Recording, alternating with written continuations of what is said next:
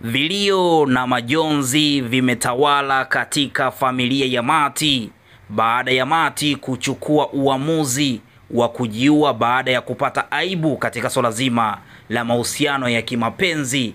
Maisha yake yameharibika kwa sababu ya ujio wa manyanya katika maisha yake, na sasa manyanya amekwenda kutia dosari katika maisha ya Mati na familia yake kiujumla. Sasa Mati amepatwa na aibu na amekuwa na wasiwasi katika maisha yake, na sasa amekosa mfariji na anakwenda kufanya maamuzi ya kujiua. Sasa familia yake imekwenda kutambua kwamba Mati amekufa. Sasa vilio vimeanza kusikika baada ya kutambua kwamba Mati hayuko tena duniani. Kiukweli majonzi haya ni makubwa sana kwa wafuatiliaji wa tamthilia hii hapa ya Dunia, kwa sababu kuna wengine walimpenda sana Mati, alitambua nini cha kufanya kwa mwanaume, lakini ilikuwa ni bahati mbaya sana kwa upande wake, kwa sababu alimpenda mwanaume wa mtu na sasa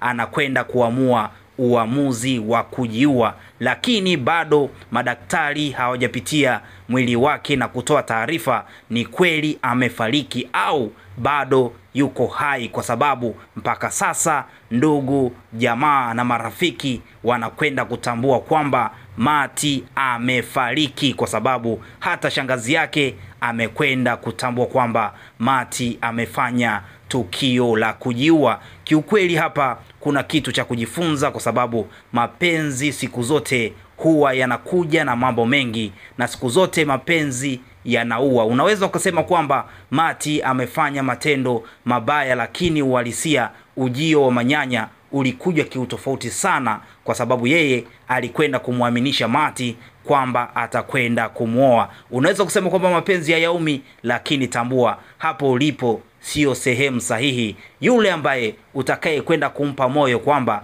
anastahili kumuoa au anastahili kukuoa, basi huyo siku akikuumiza ndipo utakapotambua kwamba mapenzi yanauma. Sio huyo ambaye upo naye mguu nje mguu ndani, lakini tunazungumzia yule ambaye umeweka malengo juu yake. Sasa Mati aliweka malengo kwa upande wa manyanya, lakini imekuwa tofauti, na sasa anakwenda kuamua uamuzi wa kujiua. Aise, mambo yamekuwa ya moto sana katika tamthilia hii hapa ya Dunia, na mambo ni mengi ambayo tumejifunza. Sasa kwa upande wa Cindy na Amani, huku mapenzi yameanza kukaa sawa na yameanza kuwa ya moto, kwa sababu hawa walipendana, lakini kigezo kikubwa ambacho kilipelekea wao kuwa na migogoro ni juu ya Cindy kuwa kwenye ndoa. Na sasa Amani amepata kile ambacho alikuwa anakihitaji, kithibitisho kwamba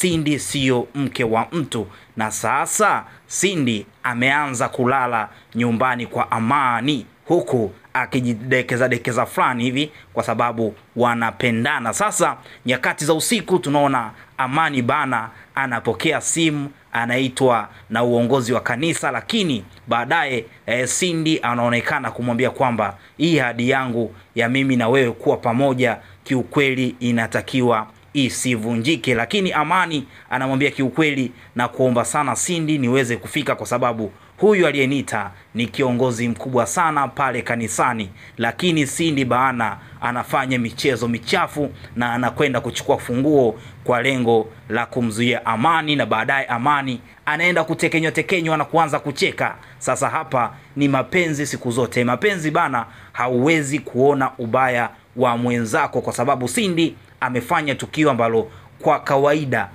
Amani angekasirika, lakini wamekwenda kufurahi, na baadaye tunaona Amani analala na anaanza kutekenywa, anafunguliwa shati. Basi mapenzi hayo yameanza kuwa matamu sana, huku tukiona Amani anaenda kumpa Cindy amani, kwa sababu Cindy amepitia mateso mengi katika ndoa yake na Mudi. Aise, mambo ni ya moto kinoma noma. Mvumilivu siku zote hula mbivu. Uvumilivu wa Cindy kumtafuta Amani unazidi kuendelea, na sasa anafurahi katika maisha yake. Huku sasa kwa upande wa Jordan, huku bana Jordan amekuwa katika hali ya sintofahamu. Huyu bana yeye ni mwamba ambaye anapenda kuishi na mishangazi, watu wazima. Sasa yeye huwa yuko na mahusiano na Suji. Sasa huyu Suji bana ni mama, na pia huwa ana mahusiano na binti mmoja anaitwa Agi. Huyu binti kumbe huwa yuko katika mahusiano naye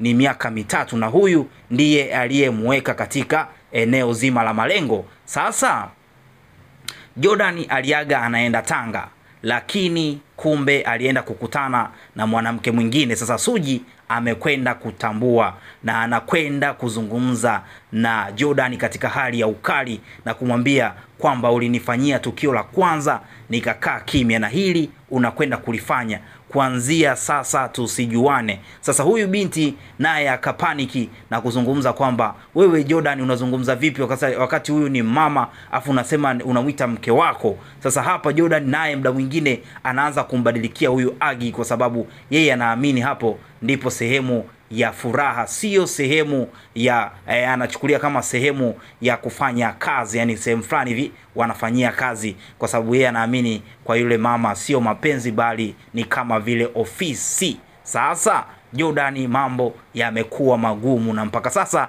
Agi anafokewa sana na kuambiwa wewe kaa mbali na mimi, kwa sababu anaamini Suji ndiyo kila kitu, kwa sababu yeye hana kazi yoyote mjini. Kwa hiyo tunaona hapa bana Jordan mambo yanakwenda kubadilika, hivyo aanze kutafuta nafasi ya kufanya kazi, asitegemee mishangazi. Sasa tunatazama kwa upande wa Manyanya na Vai, huku mapenzi yao bana bado yanaendelea, lakini nyakati za usiku tunaona Manyanya anapata ndoto ya kuweweseka. Tunazungumzia zile ndoto za kuweweseka, unahisi kama unashikwa fulani hivi. Sasa inakwenda kumwangukia akiwa anamuota Mati akiwa katika faraga naye, kwa maana kwamba oh baby come on, nishike hapo basi, baby unaniweza basi. Vai kumbe bana alikuwa jalala, akawa anasikilizia jinsi gani mume wake anaota na akizungumza mwenyewe. Sasa hapa tunaona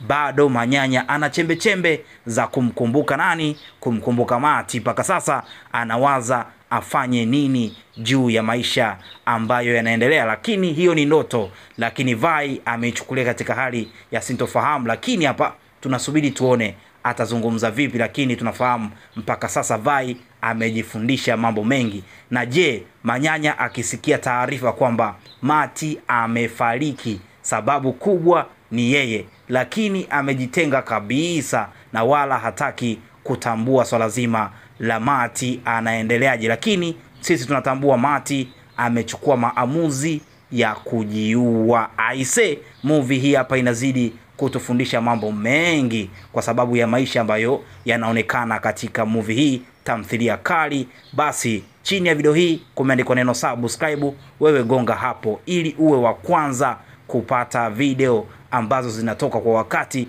Movie kali, karibu sana na asante.